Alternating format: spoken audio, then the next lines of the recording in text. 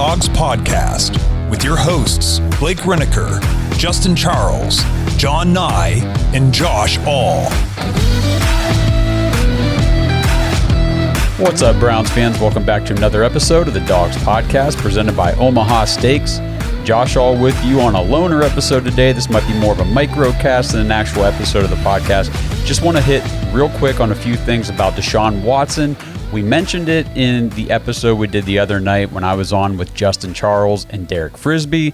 We wanted to do a segment on Deshaun Watson and his history, his childhood, growing up, everything that he's been explaining to his teammates at training camp. And it's a very interesting story. It's a lot of stuff that I didn't know until I looked it up and read through it, watched the video. I've got clips of stuff. We're going to talk about it. Very interesting. So I want to do that now. I just want to go through all that. I think it's good information that I just didn't want to let slip by the wayside.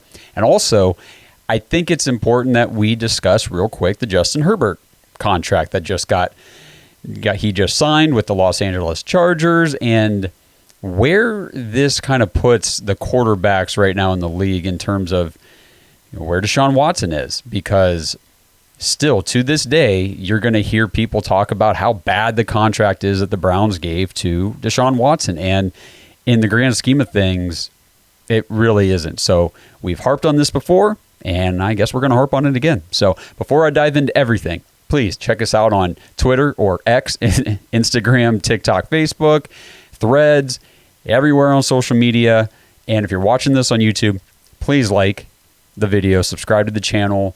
We're trying to get to 7,000 subscribers by the start of training camp was the goal.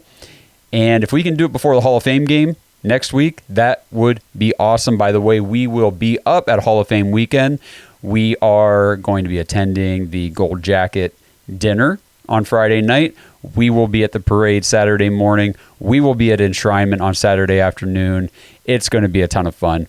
We're going to be putting a whole bunch of content together from Hall of Fame weekend. That'll be available for you guys probably Sunday, Monday next week.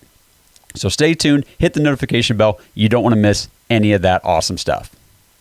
Justin Herbert and the Los Angeles Chargers have agreed on a 5-year, $262.5 million extension. This contract is bigger than the one Lamar Jackson just got paid. It makes Justin Herbert now, and this is the third quarterback this season or off season that has been the highest paid. He's now the highest paid quarterback in NFL history. Okay, or highest paid player. He has $218.7 million in guarantees in this new deal. Now, when I saw that number, because when I look at these contracts, whenever you see these deals come through, I don't really care about the number, the overall, what it's worth, because everybody that wants to bash Deshaun Watson or bash the Browns for what they gave him will go immediately to the guaranteed money. $230, the entire contract was guaranteed. Well, let's see, Justin Herbert got $218, let's just round it up, say $220 million in guarantees in this new deal. That's just $10 million shy of what the Browns guaranteed Deshaun Watson. And let's compare these two players a little bit before I go further into these quarterback contracts. One of the arguments against that I hear again, from Deshaun Watson haters is he doesn't have a very good playoff record. He's only won one playoff game. He's like a 500 quarterback in his career, blah, blah, blah. So if you were not going to pay, or if you weren't willing to pay a quarterback who only was slightly above 500 for his career or only had one playoff win, guess who would not have a huge contract right now and be the highest paid player in NFL history? Justin Herbert. If that's the logic, then the Chargers are absolute idiot morons for signing Justin Herbert at all, especially to this type of a contract. But while I think that most people would go ahead and agree that extending Justin Herbert is definitely the right move for the Chargers, he is their long-term answer at quarterback. He is their franchise quarterback. He is the face of their franchise. So they extended him. Makes sense. Not a surprise. We all knew this was coming. And yet, people want to hate on Deshaun Watson for his career record, for his career playoff record, and all that kind of stuff. Well, look what Justin Herbert just got paid. So for his career, Deshaun Watson is 31-28. That puts him at 52.5 win percentage. Okay. Now, what about Justin Herbert? Justin Herbert is 25 and 24 in his career. That puts him at 51%. So both of these quarterbacks are just barely over 50% win percentage for their career. They're just a little over 500. The difference is Justin Herbert's only ever played in one career playoff game. Deshaun Watson's played in 3. He has a 1-2 record. Justin Herbert lost his only game. If we're doing the thing where people are saying Justin Herbert lost a game, no, the Los Angeles Chargers lost that game. So I think, just to go back on something I've talked about before, we got to quit putting wins and losses solely on quarterbacks or on individual players, because it's just this is the most team sport. Football is the most team sport. You have 11 players on the field, and if any one of those 11 doesn't do his job on a given play, most likely that play is going to be a bust. It just is. It's the way it works. You have to work as a team, more so than any sport. Now, of course, quarterback, yes, it's the most important position in all of sports, but at the same time, you're only as good as what your team can do around you. So you look at Justin Herbert, and I mean, if you're like me, you say, that's a great quarterback. That's one of the best in the league. And he got paid like it. Now, does he have one of the best career records in the league? No, he doesn't. But neither does Deshaun Watson. Neither do a lot of these quarterbacks. But the thing is, it's not the quarterback only record. It's not, Justin Herbert is 25 and 24 and the Chargers have some different record. The Los Angeles Chargers are 25 and 24. So, talking about these contracts, Deshaun Watson, where does it all, fit into all of this? So if we look at just the average amount that these quarterbacks are, the average earnings per year, Justin Herbert is now number 1. Okay, when we started talking about this, Deshaun Watson was number 6, coming in after the Lamar Jackson and Jalen Hurts contracts. So now it's Herbert, Jackson, Hurts, Rodgers, Wilson, Murray, Deshaun, and then Patrick Mahomes. So Deshaun Watson is now the 7th highest paid quarterback in the league based on annual earnings. And Joe Burrow is about to get his contract now that Justin Herbert's been signed. Those were the two everybody's been watching this offseason. And he's going to get paid next. He will be the next highest paid player in NFL franchise or NFL history, blah, blah, blah. And that's probably going to come here soon. And that will push Deshaun Watson down to 8 already. So he's already the back end of the top 10 highest paid quarterbacks in the league. So I bring all that up just to talk about why it's so important for a team to have a top quarterback talent. I mean, if you look at these guys in this top 10, we're not looking at perennial playoff, winning teams here or Super Bowl champions. Justin Herbert, like I said, at the top, just one playoff appearance in his career, no wins. Lamar Jackson's only won one playoff game in his career. Now, Jalen Hurts got his team to the Super Bowl last year. He led his team, so that's great. But that was just last season, one time. Aaron Rodgers, his career is, documented. We know what he's done throughout his career. Russell Wilson, okay, we understand, but now he's with the Broncos. They didn't do anything last season. Kyler Murray, where are his playoff wins? Of course, we got Deshaun Watson. Then, Patrick Mahomes is a different story. He's the best quarterback in the league. I don't think anybody can make that, argue against that. And then after him is Josh Allen. He hasn't done anything as far as Super Bowl appearances or anything like that. And then you've got Dak, Stafford, and Daniel Jones. And they said that the gap between Deshaun Watson and Daniel Jones is much closer than the gap between Deshaun Watson and now Justin Herbert. So Justin Herbert got a big contract. These quarterback contracts are continuing to just outdo the one before it. Joe Burrow's contract is going to outdo Justin Herbert's. And it just makes Andrew Berry look more and more like a genius for signing Deshaun Watson the way he did last season, to get him in here, to lock him up for 5 years on that contract, and now he's already the 8th highest paid quarterback in the NFL.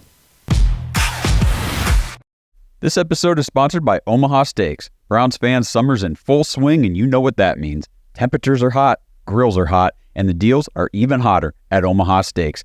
Right now, get the Hotter Than Fire package at omahasteaks.com. America's original butcher is heating up the summer with blazing hot deals on mouthwatering grilling favorites guaranteed to tantalize your taste buds. Go to omahasteaks.com right now, enter code DAWGS, DAWGS, into the search bar, and for a limited time, you can score 32 delicious grilling essentials, including 12 free burgers from Omaha Steaks for just $99.99. You'll get 4 of their world-famous fork tender filet mignons, 4 air-chilled boneless chicken breasts, 4 boneless pork chops, 4 gourmet jumbo franks, and so much more for 62% off the regular price. The Hotter Than Fire Pack is your chance to score unreal savings on unrivaled quality from America's original butcher. Right now, go to omahasteaks.com, use code DAWGS, DAWGS, in the search bar to order today. This exclusive offer is only available for a limited time. You're not going to want to miss this. Get your grilling essentials now for the rest of your summer barbecues. Hurry over to omahasteaks.com, code DAWGS, in the search bar, Hotter Than Fire Pack. Get all 32 grilling items for just $99.99. That includes your 12 free burgers. Remember, omahasteaks.com, code DAWGS, in the search bar. Okay, so let's move on to the stuff about Deshaun Watson that I wanted to talk about on the previous episode of the show. The Browns, like we talked about, are in the Greenbrier in West Virginia to kick off training camp, and it's getting the team together alone, away from all the distractions, away from the city, away from family, friends, everything, and it's just focusing on the team.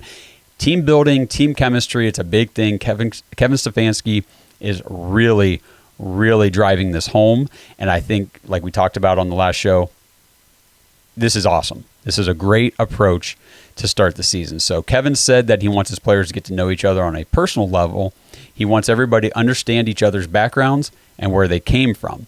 You know, I look at it really for all of our players that have an opportunity to do that is really just letting your teammates know you from a different angle. We don't often sit down and okay, where are you from? What do you do? What are you about? Who are the people that have made a meaningful impact in your life? So it's just an opportunity for our guys to slow down and do that. And Deshaun, as a leader of the football team, I think it's important for everybody to know kind of where he is and what's on his mind.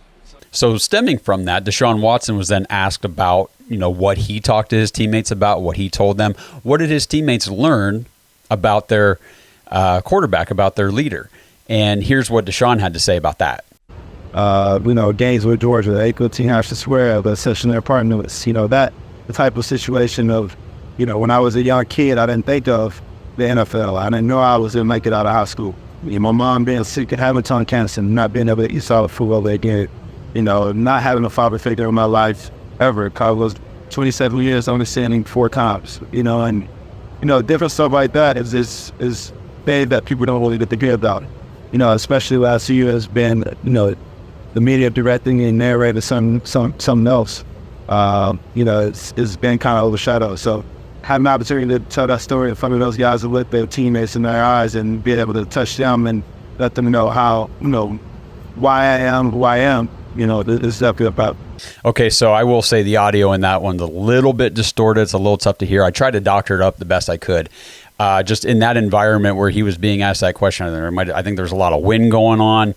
The microphone seemed to be a little bit away from him. The original audio is really rough. It's really hard to hear exactly what he's saying. But here's kind of, the gist of it. When Deshaun Watson was growing up, when he was a kid, he grew up with a single mom and 3 siblings. So there were 4 kids to the single mom. He was the second oldest. He had an older brother named Derek, and they lived in government housing. And he said there were 7 people to a 2-bedroom apartment. So not a lot of space, and everybody, it was tight quarters and just wasn't the greatest.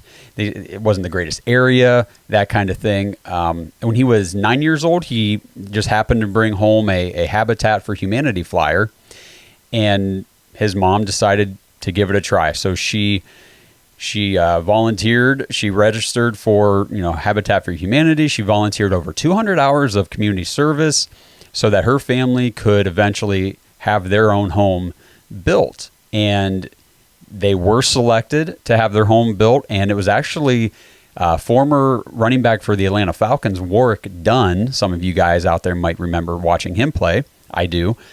He was actually the one who got to present the Watson family with the keys to their new 4-bedroom, 2-bathroom home. Nice ranch-style home that Deshaun Watson's mom worked very hard to be able to have the opportunity to provide for for her children. And he said that moment in his life changed him forever. That's what gave him the motivation to work hard for his dreams, because he saw what his mom was able to do, what she was able to, achieve through hard work and dedication. And he realized that his dreams were not unattainable. He just needed to work hard, and he could have the dreams that he wanted to have. Unfortunately, his mom was diagnosed with stage 5 tongue cancer when Deshaun was a sophomore in high school. So while he was trying to focus on, school and sports and all that stuff, he was also working 4 jobs to help his brother Derek support their 2 younger siblings while their mom was sick and trying to go through treatment. Deshaun, he worked as a ball boy for the Atlanta Falcons. He also worked as a tax assessor, an accountant assistant, and a real estate assistant. So he definitely got his experience in a bunch of different avenues whenever he was still in high school. His mom was getting treatment in Atlanta, which was about 50 miles away from their home, and she was strict about it. She would not let her kids see her during treatments. She did not want her kids to see her like that, and I've heard stories like that from plenty of people. That's not uncommon. So that was just a tough situation for the family. She eventually had her tongue surgically removed and reconstructed, and she survived that bout, or that battle with cancer. So that's wonderful. That was great. And you kind of heard Deshaun in that interview. He said he's only met his father 4 times throughout his life. Without his mom, he said he never would have made it to the NFL. She was a true inspiration to him growing up. So when Deshaun Watson was at Clemson, he actually led his teammates on a Habitat for Humanity project. And then after he joined was drafted by the Houston Texans, it was 2019, he partnered with an online home remodeling platform called Houzz, Houzz, Houzz.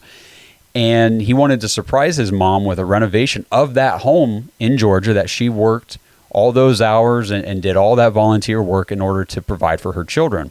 So I found the video on YouTube. I'll put a link to it down in the description, but here's just a quick kind of clip recap from the final production of that show. I was born and raised in Gainesville, Georgia. I grew up with pretty much nothing in the hood, the ghetto, whatever you want to call it.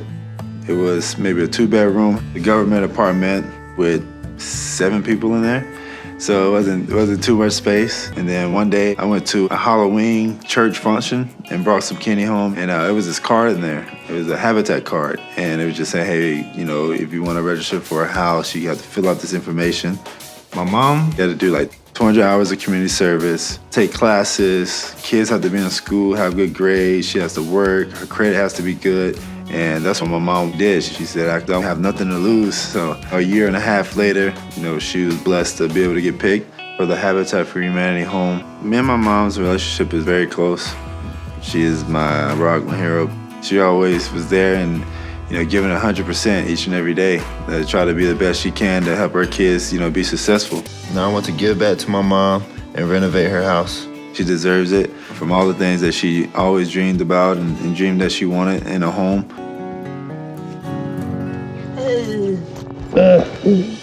Hope you like everything. Wanted to surprise you. Everything you've done since I was a little kid, being a single parent. You deserve all this, and you should have the best. Thank you. Thank you. You ready? Ready. Let's go. You got your eyes closed? Mm-hmm. You can pick a little bit.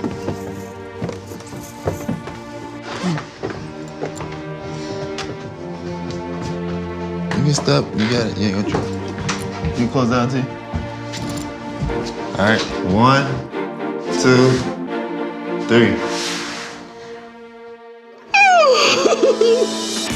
Look at it. It's so great. Oh, my goodness. Bathroom. And then the TV and the wall. I love my fireplace. I love it. Thank you so much. Being a son and being able to, take care of your mom and help her out, I feel good. I love you, Mom. You deserve it all, and enjoy it. So like I said, if you want to see the full video, it's like 25 minutes or so. It's like a full episode of this show for when Deshaun Watson helped renovate his mom's home in Georgia. So I just thought that was a really cool story. I thought that the background information on Deshaun Watson, the growing up, the history, the childhood, all that stuff, it was a lot of information I didn't know. I had never heard any of that before. I'd never really gone searching to see, what was life like for Deshaun growing up. But that's what I learned. That's what I found out. And that's the type of thing that Kevin Stefanski is trying to get his players to share with each other. He wants his team to be close. He wants his team to understand, each other on a much deeper, more personal level, because when you're going out there and you're playing football, I played football in high school and everything. I know a lot of you guys watching played football, probably even beyond that or whatever, but it is such a brutal sport. I mean, it really is. You're going to battle. It's so physical. The emotions run high. And if you don't work together, having that chemistry with the people beside you just makes you fight that much harder for those guys. And I just think what Kevin's doing with this team, what guys like Deshaun are sharing with their teammates to help everybody know them better, I just think it's a brilliant idea. And I couldn't be happier to see it happening right now for the Browns. So that's it. That's the Deshaun Watson segment that I wanted to do on the last show. We ran out of time. It was going to be a longer conversation anyway than what I had originally planned for. So glad I was able to do it here. Hope you found value in it. And the last thing I want to say before I wrap this up is, if you're still worried, if you're still concerned at all about what you saw last season in those 6 games with Deshaun Watson, I'm telling you guys, don't be worried about it. Don't be afraid. Don't be concerned. Deshaun Watson has never been bad at football. He was great at football in high school, great at football in college, and great immediately at football in the NFL. He did not suddenly forget how to play football. Last year, we've detailed, and I myself have detailed, the context of what took place last year and why his performance on the field was the way it was.